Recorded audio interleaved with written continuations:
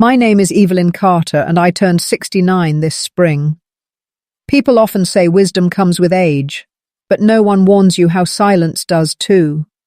After my husband passed away, my world grew smaller.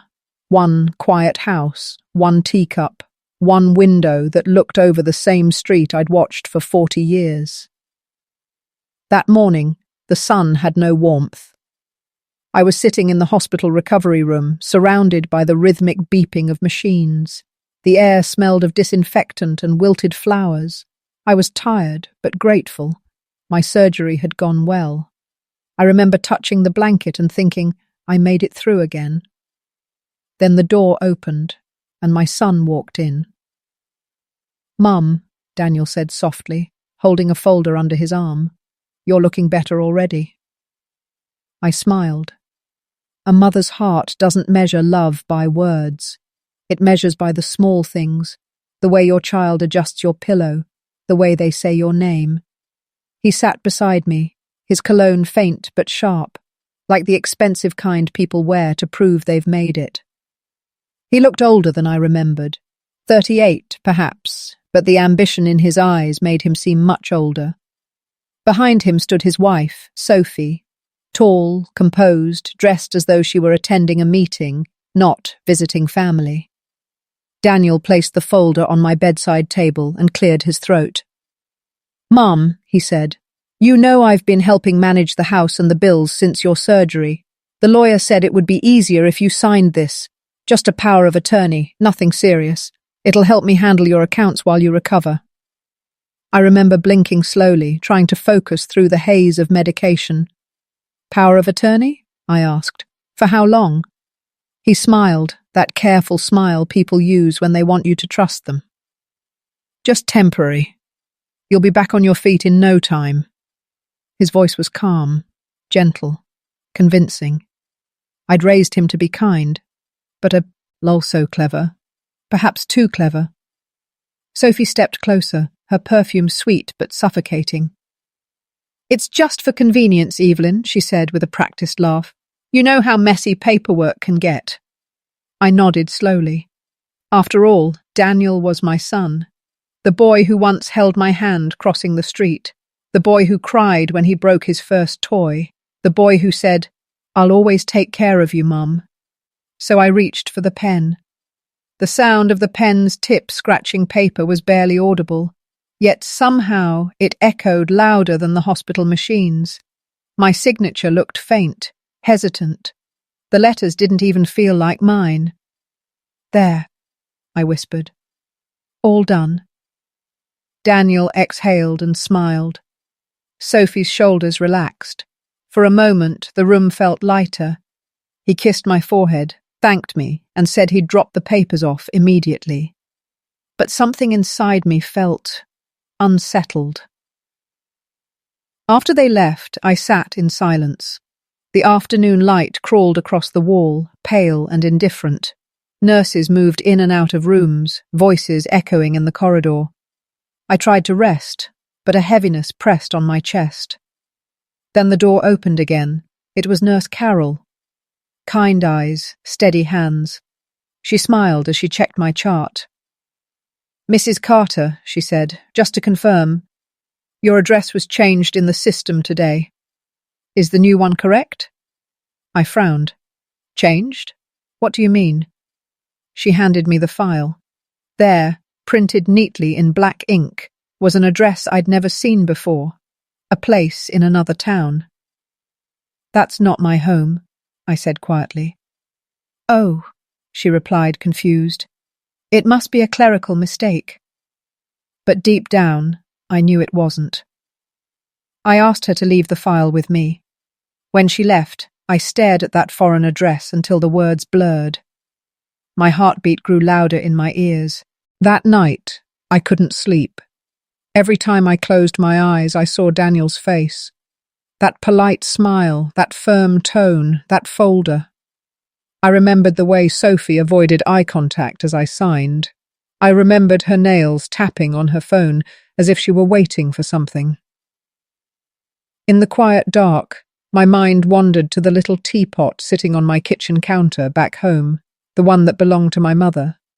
She always said, "A cup of tea can tell you who still loves you." That teapot had survived every storm, the mortgage years, the loss of my husband, even Daniel's teenage rebellions. I wondered if it was still there, or if they'd already packed it away. By morning, my phone buzzed.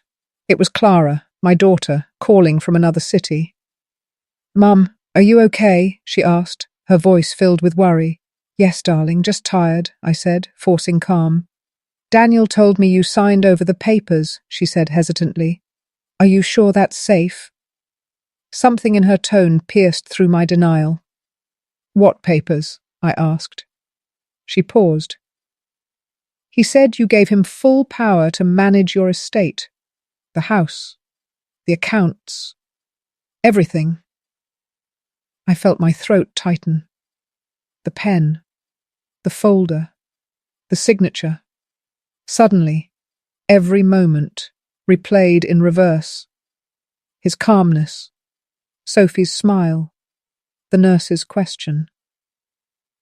I said softly, "Clara, could you call Mr. Lang, your father's old lawyer?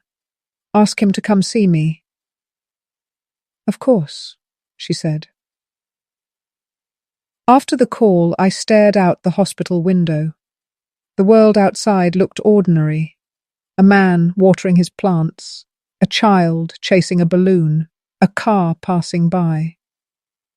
But inside me, something broke quietly. It wasn't just trust. It was the realization that betrayal doesn't always roar. Sometimes it whispers in the voice you love most. Later that day, the nurse wheeled in my dinner tray. The soup had gone cold before I even touched it. My phone rang again. This time, Daniel. "Hey, Mom," he said cheerfully. "Just wanted to let you know everything's sorted now. Rest easy, okay?" "Sorted?" I asked. "Yes, the accounts, the documents, the transfer. All done." Transfer. The word echoed in my head. "What transfer, Daniel?" There was a pause. Then the call disconnected. That night, I sat in silence. The moonlight fell across the white hospital sheets, pale as guilt. I touched my wrist where the IV line rested and whispered. When he said, "It's just for the bills, Mum," I didn't see the shadow in his smile. I didn't know it yet, but that one signature, that single act of trust, had erased 40 years of my name. Still, I told myself, the truth has its own clock. It never stops ticking. When you grow old, you stop asking for much. You stop counting birthdays, you stop expecting calls, and you learn to celebrate small things. A sunrise, a good cup of tea, a letter that isn't from the hospital. After my discharge, I returned home to find the house quieter than ever. The curtains were drawn, the air smelled faintly of lemon polish, and yet something about it didn't feel like mine anymore. The living room walls were still the same pale cream I'd painted after my husband died, to brighten the sadness I'd said back then. But now the colour seemed to fade into the walls, as though even the paint had given up remembering. I had built this home with my late husband, Henry. He'd been a history teacher, patient, warm, and endlessly curious. We married young, in a time when love wasn't measured by likes or status, but by who stood beside you when the world was silent. When he passed away, I promised him one thing. "I'll keep the house alive, Henry, even when you're gone." And for years, I did. Daniel was my pride. From the moment he first held a pencil, he dreamed big.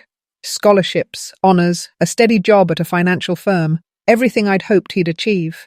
I used to tell my friends, "My son may not visit often, but he's making me proud." Clara, my daughter, was different, gentle-hearted. She'd moved away after marriage, but called often, always ending her calls with, "Mum, please promise me you're resting enough." But since Daniel's marriage to Sophie, everything had changed.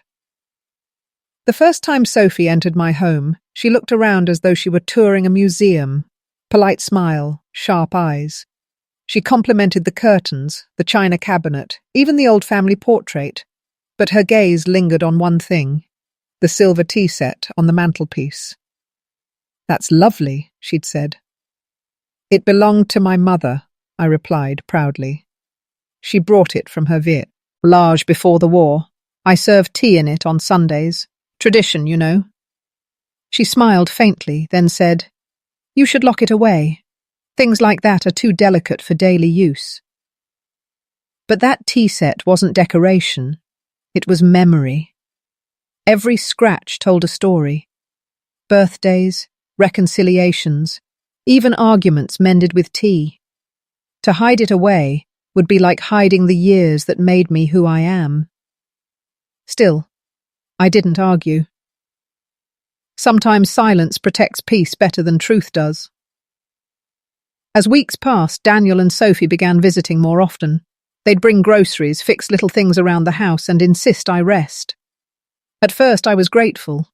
Then slowly I noticed how Daniel began to speak for me. At the bank, at the doctor's, even with the gardener. "She's too old to handle these details," he'd say with a laugh, not unkindly, but dismissively. Once, when I tried to discuss selling a small piece of land my husband had left in his will, Daniel waved it off. "Mom, don't worry about such things," he said, adjusting his tie. "I'll take care of it. You've done enough worrying for a lifetime." That word, enough, sounded final, like a door closing. Sophie, meanwhile, began to redecorate. It started with curtains, then furniture placement. "This will make the house more modern," she'd say, moving things without asking.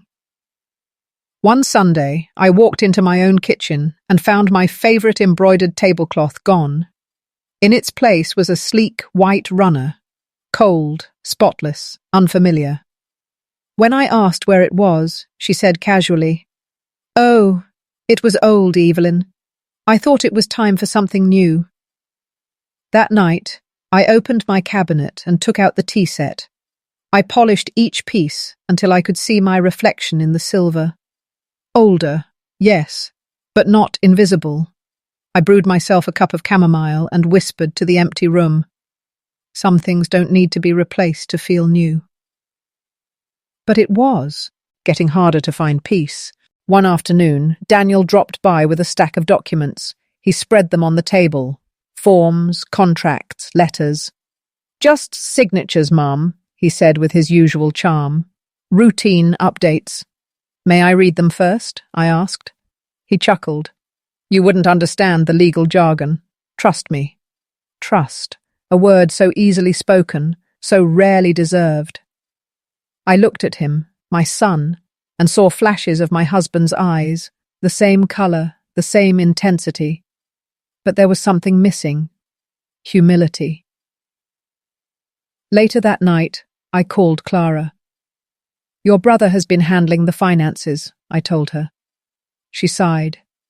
"He always was the practical one, Mom. Just be careful, okay? Sophie's ambitious." Ambitious.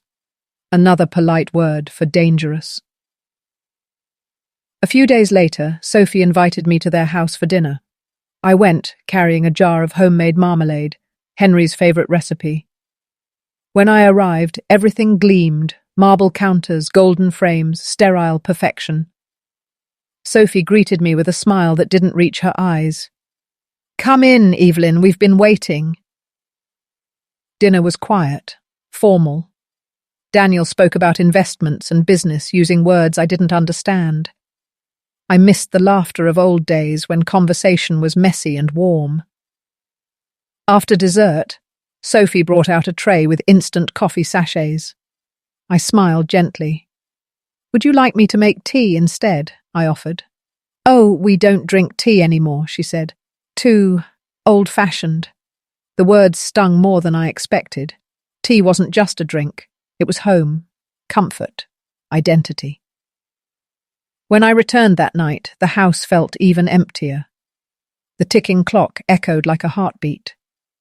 I opened the cupboard and took out my mother's teacups, fragile porcelain with faded gold rims, and set them on the table. One cup for me, one for Henry, one for the memories that refused to die. As I sipped slowly, I realized how love can blind even the sharpest heart. I'd raised Daniel to be confident, not cunning, to lead, not to own. Somewhere along the way, ambition had replaced gratitude. I began noticing small changes. Letters arriving in his name, property papers missing from my drawer, even the gardener mentioning that the new owners had visited. When I confronted Daniel, he smiled and said, "Oh, Mum, I just updated some details. Everything's fine. Everything's fine." The most dangerous lie families tell each other. That Sunday, Clara called again. "I'm thinking of visiting next month," she said. "Would that be all right?" "Of course, darling," I replied, smiling. "It will be good to have laughter in this house again." When I hung up, I turned toward the living room, the place that once hosted birthdays, anniversaries, laughter. The clock chimed 6 times.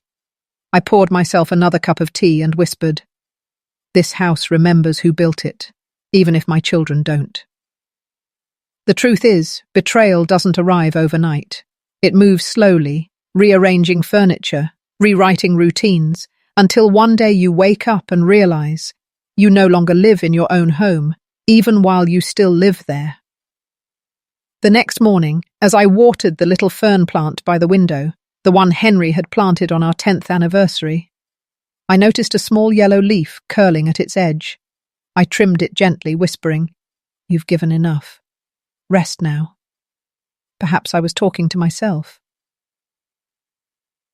That evening, I received a call from Daniel. "Mum, the lawyer will drop by tomorrow to get a few things signed," he said casually. "It's just formality." I paused. "What kind of things?" "Property updates, bank stuff, boring legal talk," he replied. His tone was brisk, distracted. Somewhere in the background, I heard Sophie laughing. After the call ended, I sat by the window with my teacup, watching dusk settle.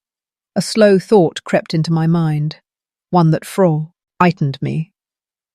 What if this wasn't care, but preparation?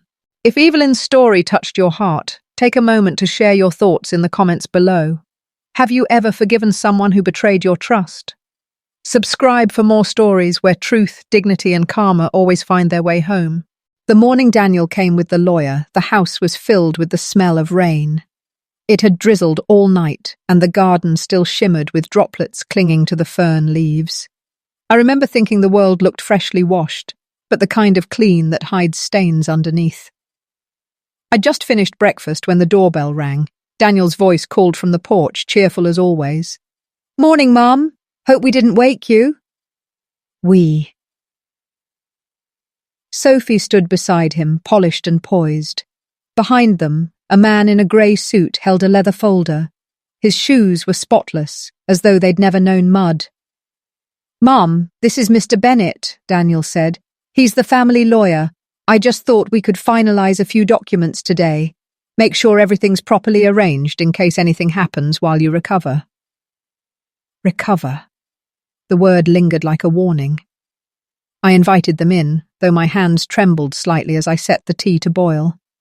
I served it in my mother's silver set, even though I knew Sophie didn't like it.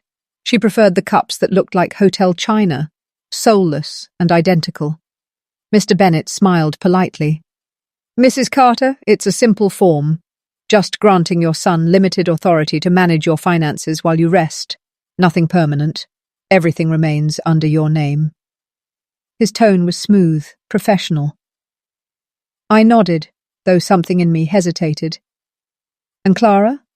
Shouldn't she be here?" Daniel waved his hand lightly.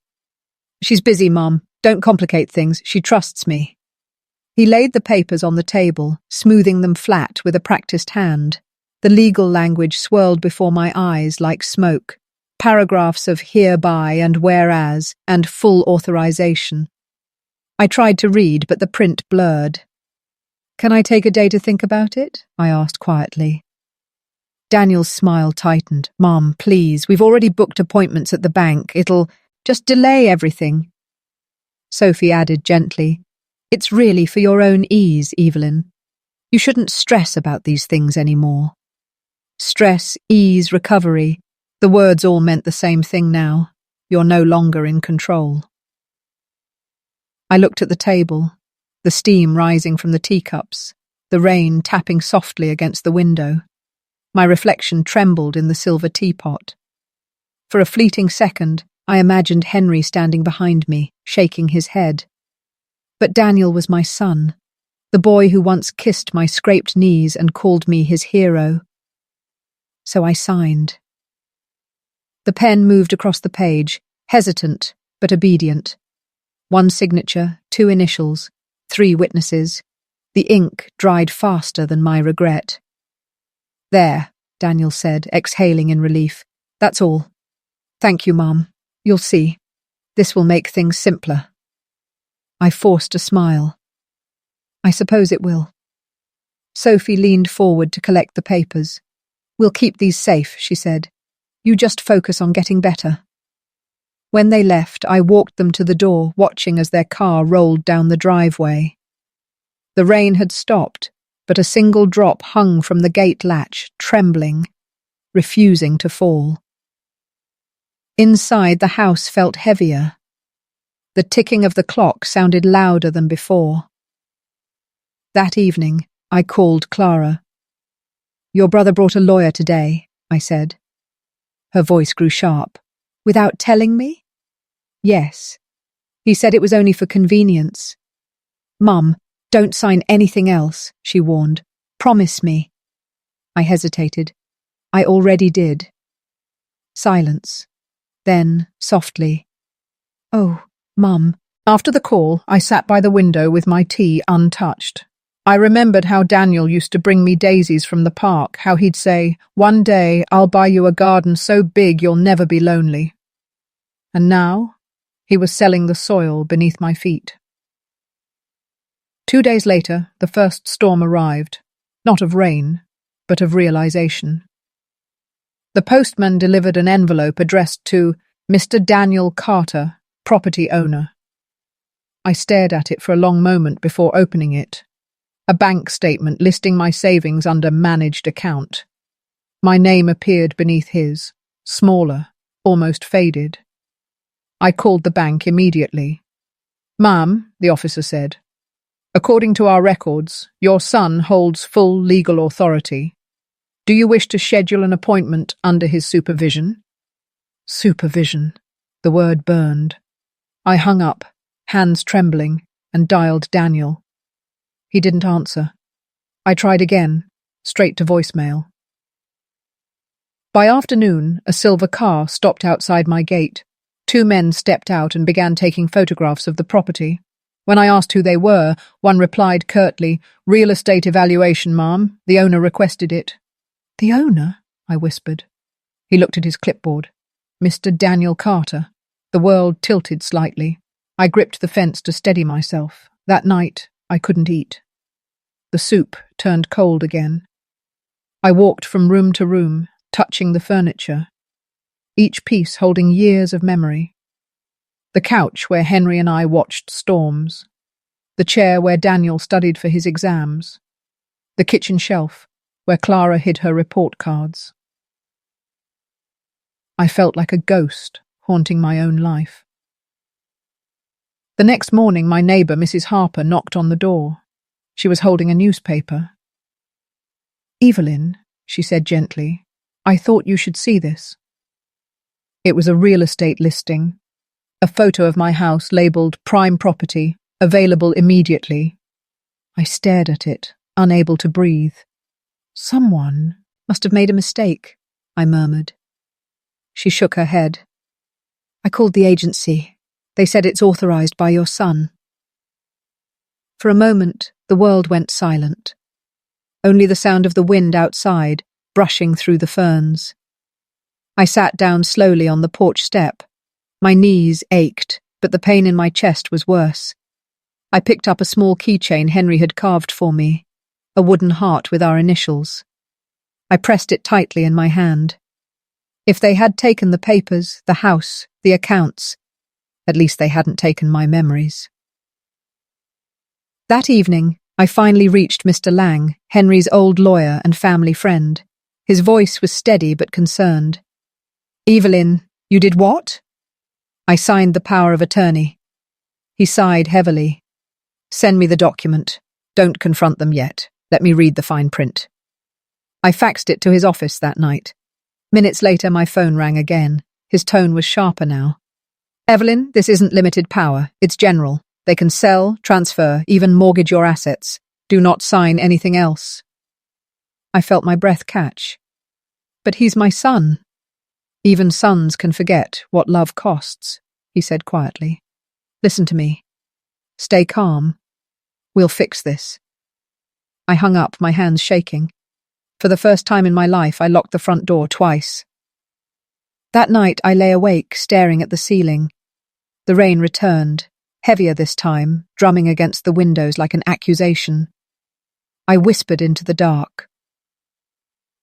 The pen trembled in my hand, but not as much as my heart did. Somewhere in the distance, I imagined Sophie's laughter echoing, light, careless, certain. And yet beneath my fear, something began to stir. Not anger, not revenge, but awareness. A mother's instinct that the world had shifted, and she needed to rise before it buried her.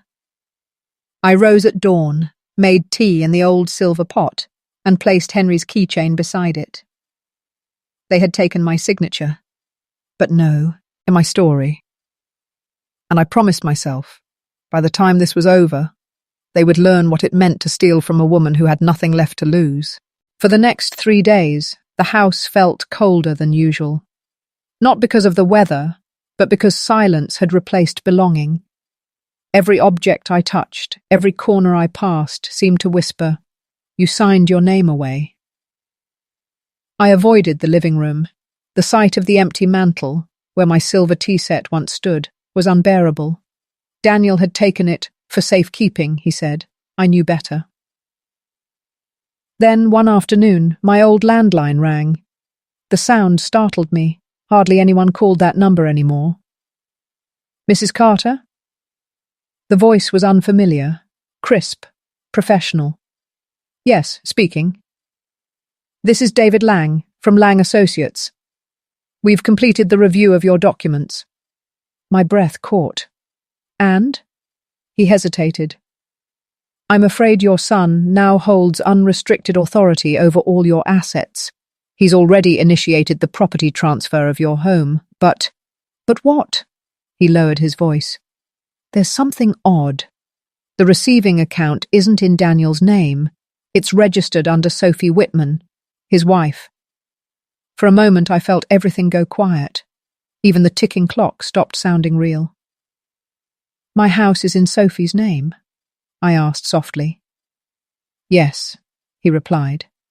"It's being transferred into a holding company she owns. But that means it's traceable. If they proceed, the bank's fraud division may get involved." Fraud. The word landed like a spark on dry wood. I thanked him and hung up. My hands were trembling, but not from fear this time, from focus. For months, I'd been treated like a relic, but I still knew how to make a phone call. That evening, I called the bank. A polite young man answered. "Good evening, this is First National Bank. How may I assist you?"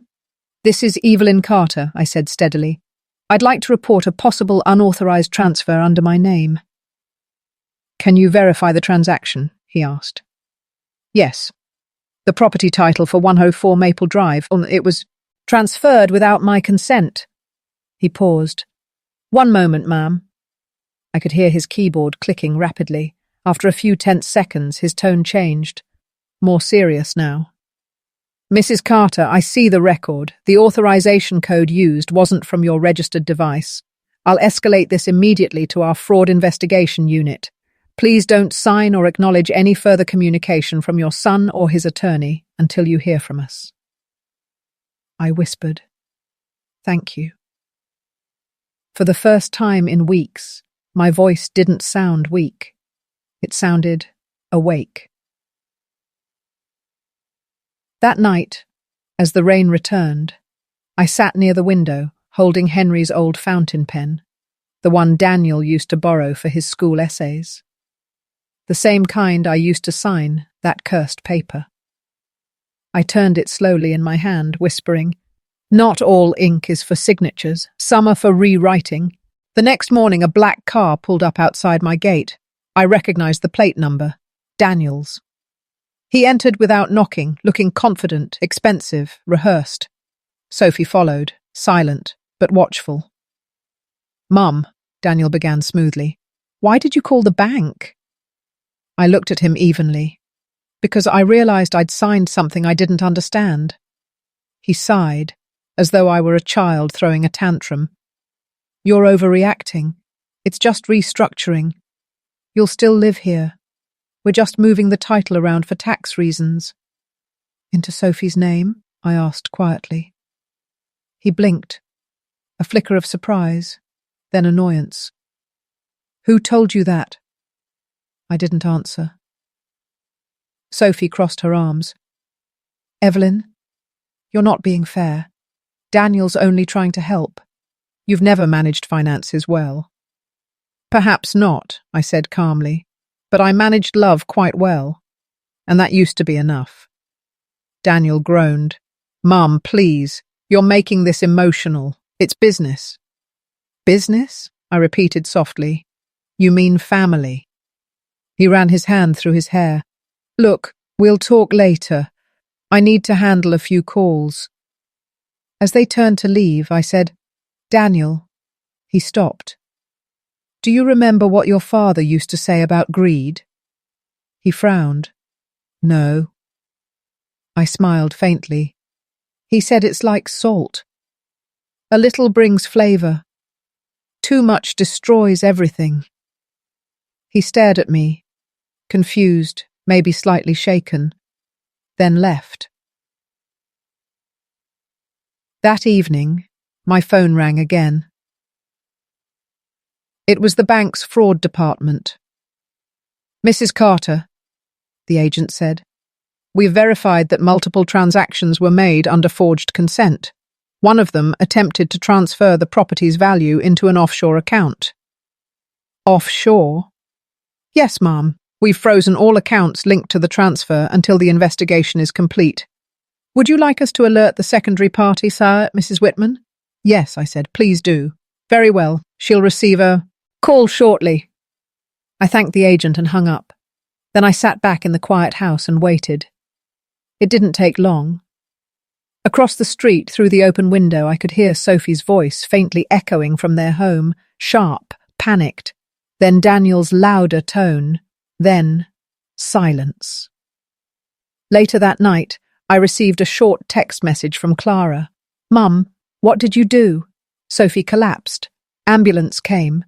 Daniel's gone silent. I stared at the screen, the glow lighting my face in the dark. My heart didn't race. It steadied. I whispered. He took my name to steal what I built. I used his name to take it all back. By morning, the news had begun to spread quietly in town. People whispered about the Carter scandal. Apparently, Sophie had fainted when the bank informed her she was under investigation for attempted financial fraud. Daniel had shut off his phone. The law firm that processed the documents was being audited. I brewed my tea slowly, the way my mother taught me, never rushing the boil. The sound of the kettle whistling felt like music again. As I poured it into my cup, I thought about what Mr. Lang once said to me years ago when Henry passed away. "Grief teaches you patience. Betrayal teaches you strategy." He was right. A few days later, Daniel showed up again, unshaven, sleepless, his confidence gone. "Mom," he said hoarsely, "you don't understand what you've done. They're freezing everything. My accounts, Sophie's, even the firm." "Then perhaps," I said softly, "you finally understand what happens when you take what isn't yours." He looked at me helplessly, like a boy again. The boy who used to hide behind me during thunderstorms. "Mom, please. I didn't mean for it to go this far. I took a deep breath. Neither did I. But here we are. He sat down heavily on the couch. I just wanted to secure things. Make sure you were protected. By erasing me? I asked. He lowered his head. For a long time we sat in silence. The clock ticked between us like a metronome of consequence. Finally, I said, "You can fix this, Daniel, or you can lose everything trying to justify it." He looked up, his eyes wet. "What do you want me to do?" "Start by telling the truth." He nodded slowly, broken. That night, I received a call from Mr. Lang. "Evelyn," he said, "the investigation is expanding. The bank has evidence your signature was used in multiple forged contracts. This might go to court." I closed my eyes. Let it. The truth is patient. In the days that followed, I didn't gloat. I didn't celebrate. I simply returned to my routines, watering the fern, polishing the silver set, writing in my journal. Each act felt like reclaiming a piece of myself. The house smelled like home again, and though I knew the storm wasn't over, I had learned something essential. When you stop begging for loyalty, truth finds its own way home. After the investigation began, I stopped hearing from Daniel. Days passed without a word. No calls, no messages, no footsteps at my door. Only the mail kept coming. Official envelopes, stamped, cold. Each morning, I'd brew my tea, open the curtains, and remind myself, silence is not absence. Sometimes it's protection. I wasn't afraid anymore. I'd already lost everything that could be taken by deceit. What remained could only be given away by choice. One evening, I sat by my window as the last light faded over the street. The air was heavy with the scent of wet soil. Somewhere a neighbour's radio played a soft hymn, and it reminded me of Henry. Steady, calm, always 3 steps ahead of the storm. That thought led me to the small wooden chest beneath my bed, the one I hadn't opened in years. Inside were yellowed letters, a few photographs, and one sealed envelope marked, "To be opened only in dire need. H.L. Lang, Esquire." My heart skipped. I tore it open with careful hands. Inside was a typed note on thick stationery. "Evelyn, should you ever face coercion or legal manipulation regarding your estate, remember this. The will signed in 2011 remains active and supersedes all subsequent powers of attorney. The property is secured under trust in your daughter Clara's name and your charitable foundation, the Carter Relief Home. Your home cannot be sold, only transferred back to its rightful trust. With regards, H.L. Lang." I read it twice, then a third time. My vision blurred, but not from sorrow, from vindication. All those years ago, Henry had insisted I draft a secondary will, just in case. I'd forgotten about it, or perhaps I'd never truly believed I'd need it, but he had known. My late husband, always the quiet protector, had left me one last act of love, a shield disguised as foresight. I smiled softly and whispered to the empty room, "You always were the clever one, Henry." The next morning, I called Mr. Lang. "David," I said, "I found something." When I told him about the letter, he was silent for a long moment. Then his voice brightened. "Evelyn, this changes everything. If that will is still valid, and I believe it is, then your son's transfer isn't just void, it's criminally fraudulent." I let out a slow breath. "Then let justice do what it must." "Do you want to take it public?" he asked gently. I looked around the quiet house, my home, my history. "No," I said, "not yet. Truth deserves timing. Meanwhile, the town was buzzing. Sophie had been discharged from the hospital but refused to appear in public. Her friends whispered that she fainted not from shock, but from fear of exposure. Daniel's firm had suspended him pending investigation. He was seen at the bank, arguing with the manager, his once perfect composure crumbling. And me? I spent my afternoons volunteering at the local women's shelter, a place Henry and I had helped fund years ago. I didn't tell them what was happening. I simply folded clothes, served tea, and listened to their stories. Betrayal has many faces, I learned. Not all of them wear suits. One late afternoon, as the sun dipped low, a white envelope arrived by courier. It was from Daniel. Inside was a single line written in his hurried handwriting. "Please meet me tomorrow at the house. I want to make things right." I stared at the letter for a long time, then I folded it neatly and slipped it into my pocket. The next day I arrived at the house. He was already waiting, pale, dishevelled, eyes sunken from sleeplessness. "Mum," he began softly, "I've made mistakes." I didn't speak. I just stood there, letting silence weigh heavier than any accusation. "I only wanted to protect what's ours," he said, voice trembling. "But things got out of control. Sophie pushed me. She said if we didn't secure the assets now, we'd lose them all." "Lose them to what?" I asked calmly. He hesitated. "Debt. Her family's business, they needed help. I thought I could move things around, replace the funds later. You wouldn't have even noticed." I sighed, shaking my head. "That's the problem with taking from those who trust you. You never expect them to notice until it's too late." He knelt suddenly, voice cracking. "Mom, I'm sorry. Please help me fix this. Tell them I didn't mean harm." I looked down at him. "Daniel," I said quietly, "do you remember when you were 10 and broke the neighbour's window with your baseball?" He blinked, confused. "Yes." "You ran home crying, remember? And your father said, a mistake can be forgiven once it's confessed, but never while it's denied. You cleaned that window yourself. You earned back respect, not excuses." He swallowed hard. "What are you saying?" "I'm saying," I said, "you'll have to clean this one too." That evening, I met with Mr. Lang. He reviewed the letter, smiled faintly and said, "We'll file this quietly but firmly." By morning, legal notices had been served. The house title was reinstated under the Carter Relief Trust, and the charity was now the legal beneficiary of all residual assets. Daniel's unauthorized documents were declared invalid. His firm terminated him.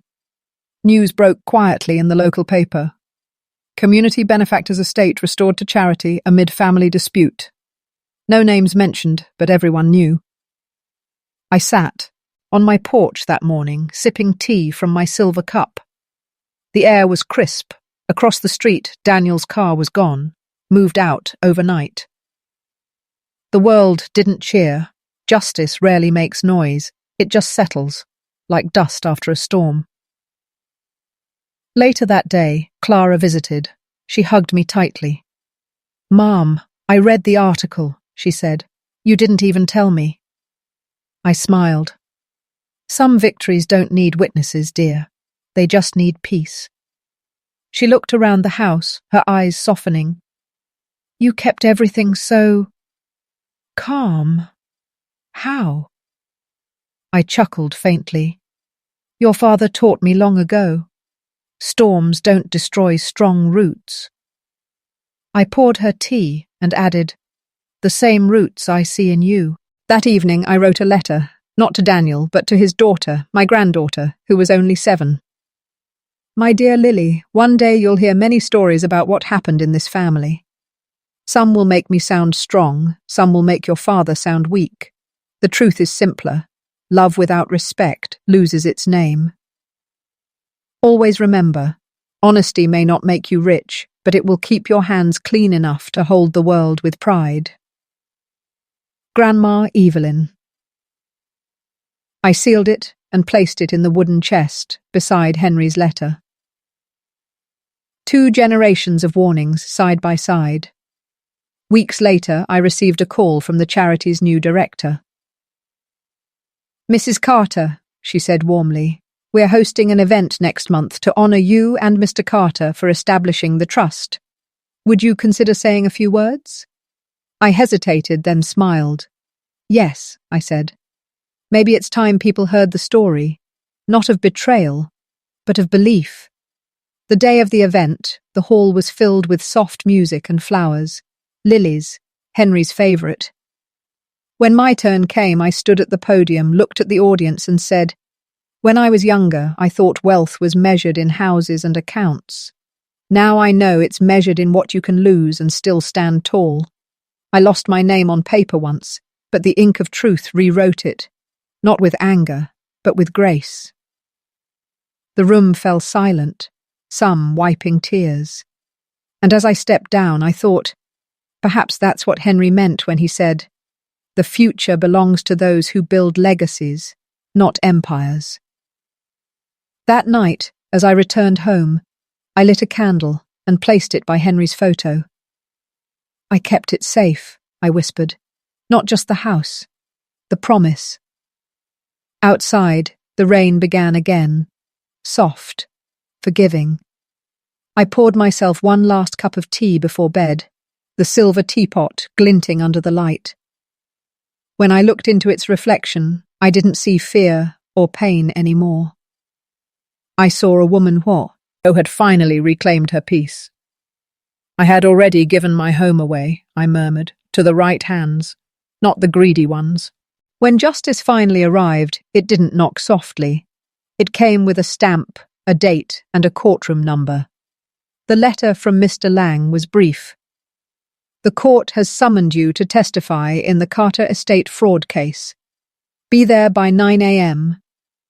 And remember, truth doesn't tremble." I folded the paper neatly, placed it beside my cup of tea, and stared out the window. The morning sky was grey but calm. No thunder, no rain, just stillness. The kind that comes before a verdict, before a new chapter. The courthouse stood tall, a place where stories ended and others began. I wore a simple navy coat, pearl earrings, and my mother's silver brooch. Nothing extravagant, just dignity in fabric form. As I stepped out of the car, camera flashes burst in my direction. "Mrs. Carter, did your son really sell your house? Is it true his wife handled illegal transfers? Do you plan to testify against your own family?" I didn't answer. I simply smiled faintly and said, "I'm here to tell the truth." The murmurs followed me up the stairs like a tide. Inside, the courtroom smelled faintly of old wood and paper, a scent both solemn and familiar. Daniel sat at the defendant's table, shoulders slumped. He wasn't wearing one of his sleek grey suits anymore. His tie was loose, his eyes hollow. Sophie wasn't there. Her lawyer had requested medical exemption. When our eyes met, there was no hatred, just history. Heavy, complicated, and unspoken. Mr. Lang leaned toward me and whispered, "Just answer clearly. Let the evidence do the shouting."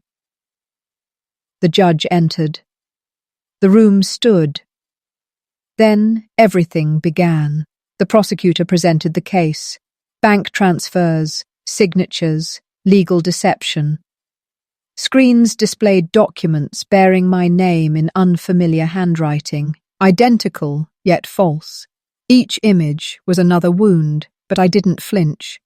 Then it was my turn. The bailiff swore me in, and I walked to the witness stand. My footsteps felt steady, grounded in something deeper than revenge. Truth.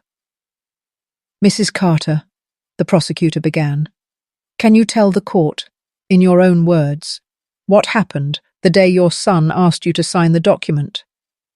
I nodded. He came to my house with his wife and a lawyer.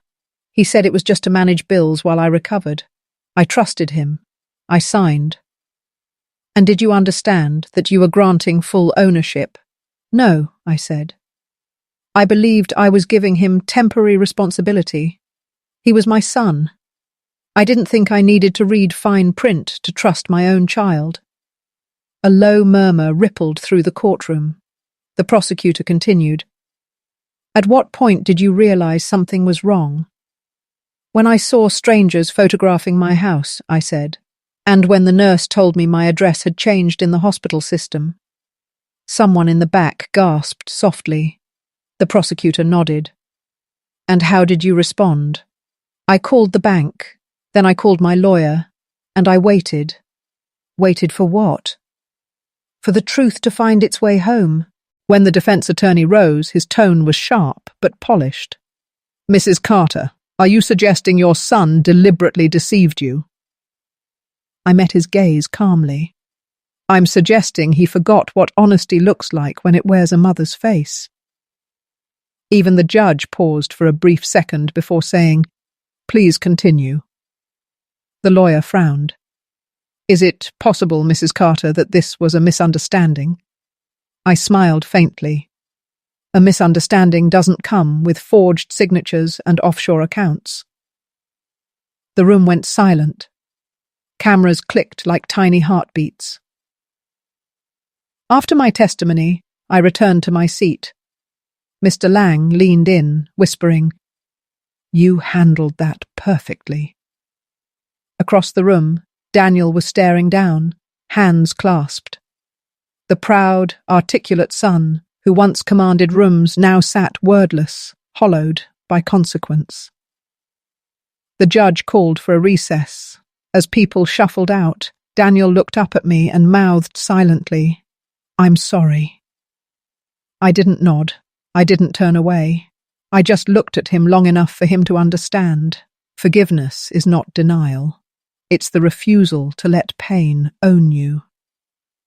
When court resumed, the verdict was swift. The judge's voice was firm, his tone unyielding. Given the evidence of fraud, falsified consent, and deliberate misrepresentation, this court hereby nullifies the transfer of assets and reinstates ownership under the Carter Relief Trust. Furthermore, restitution is to be made to the plaintiff for emotional and financial distress. Mr. Daniel Carter is hereby sentenced to community service and financial oversight probation. The gavel struck. Once. Clean.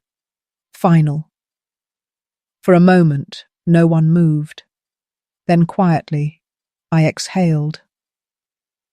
Justice, when it comes, doesn't roar. It lands like the final note of a hymn. Outside the courthouse, the crowd had grown. Microphones and cameras surrounded me again. Mrs. Carter, how do you feel after winning the case? I smiled softly. It's not about winning, it's about remembering that love without respect becomes ownership, and ownership without love becomes theft. The reporters fell silent, unsure how to respond. As I walked down the courthouse steps, the rain began, soft, steady, cleansing. Clara appeared from the crowd, holding an umbrella. Mum, she said, voice trembling, it's over. I nodded. No, dear, it's just clean again. She slipped her arm around mine. Together we walked past the cameras, the noise, the flash of lights, two women, bound by truth and survival. That evening, the news played the story across television screens and online channels. The headline read, Elderly mother wins fraud case against son, chooses forgiveness over revenge. I didn't watch for long. I turned off the TV and sat by the window, the same spot where everything had begun. Outside, raindrops streaked the glass like threads of mercy. A knock sounded at the door. When I opened it, Daniel stood there, soaked, trembling. He looked smaller somehow, stripped of pride. Mom, he whispered. I had to see you. I didn't say anything. He held out an envelope. I withdrew the case's remaining funds from my account. They belong to you. Please, take them. I pushed it gently back toward him. Keep it. You'll need it to rebuild yourself. Tears filled his eyes. I don't deserve your kindness. I sighed softly. No, but that's how grace works. You don't earn it. You recognize it when it spares you. He nodded slowly, unable to speak. Then he turned to leave. Daniel, I said as he stepped into the rain. He stopped. Do you remember your father's words? He turned, confused. Integrity is what you do when your mother isn't watching. He swallowed hard. I remember now. And then he was gone.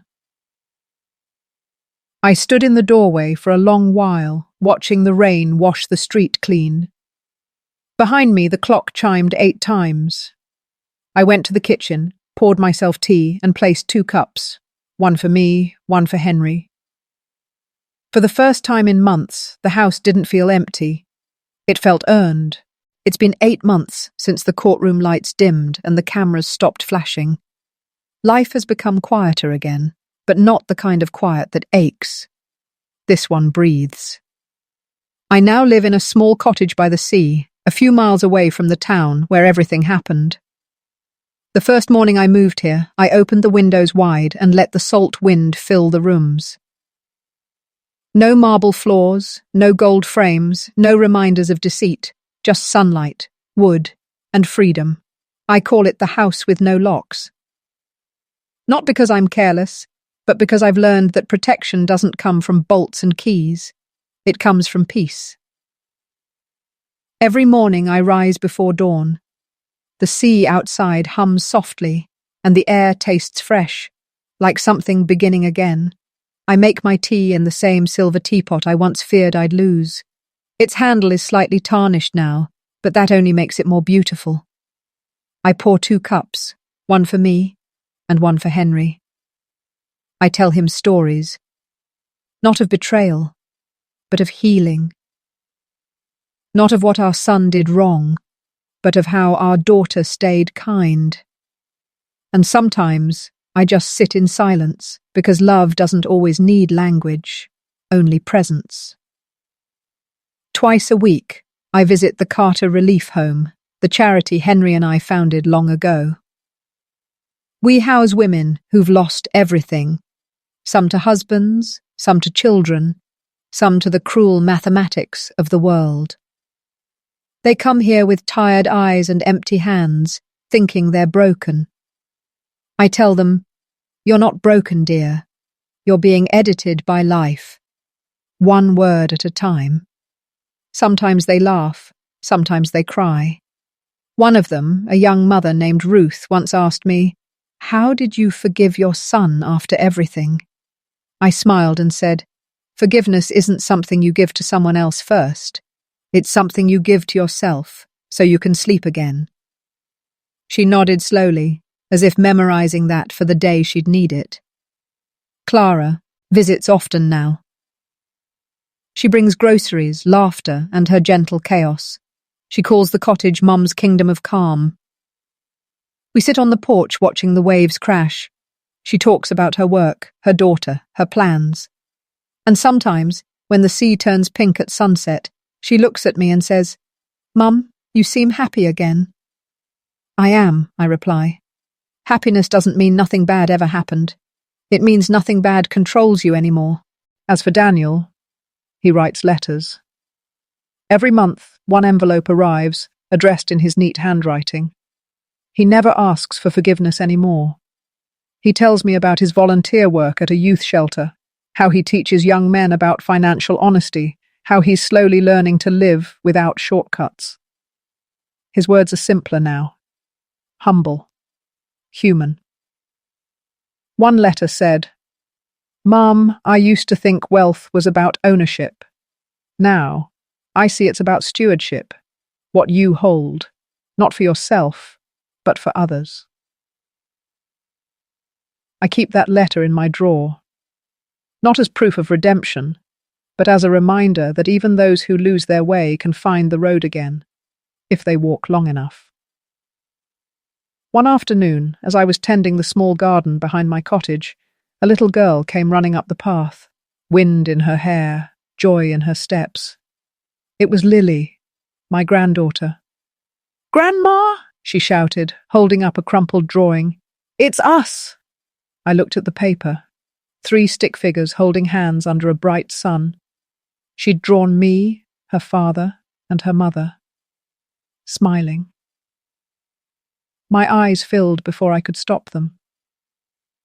"Do you like it?" she asked. "I love it," I whispered. "It's perfect." She grinned. "Daddy says we'll visit you every Sunday now." I smiled softly.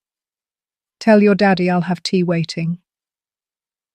That evening, as the waves rolled in, I lit a candle by the window. I thought about all the versions of me that had existed, the trusting mother, the betrayed woman, the fighter, and now, the quiet teacher. Each version had left something behind, a lesson, a scar, a light. And as the flame flickered against the glass, I realized something simple. What I had lost in wealth, I had gained tenfold in wisdom. No court could grant that. No betrayal could erase it. Sometimes I still dream of the old house, the one Daniel tried to sell. In my dreams, it's not empty. It's full of voices, laughter, warmth. But I never turn or walk back inside. Instead, I stand at the gate, watching through the fence, smiling, because some homes are meant to live on in memory, not ownership. One Sunday morning, I stood on the shore and let the waves reach my feet. The wind carried the scent of salt and jasmine. I whispered, "Henry, it's over now. The land, the paper, the signatures, they were never the real story. The real story is that I survived with my name, my grace, and my peace intact." The sea didn't answer. It didn't need to. It simply kept breathing, reminding me that everything returns to calm if you wait long enough. That night before bed, I opened my journal and wrote one final line under the day's entry. Forgiveness doesn't mean letting someone back in. It means leaving the door open for truth and trusting it to walk through. Then I closed the book, turned off the lamp, and listened to the steady rhythm of the ocean. Outside, the moon hung low, quiet and whole. Inside, the house glowed softly. No locks, no secrets, no fear. And as sleep came, I heard my own voice, the one I thought I'd lost, whispering, "They took my name off a paper once, but they could never take it out of history." If Evelyn's story touched your heart, take a moment to share your thoughts in the comments below. Have you ever forgiven someone who betrayed your trust? Subscribe for more stories where truth, dignity, and karma always find their way home.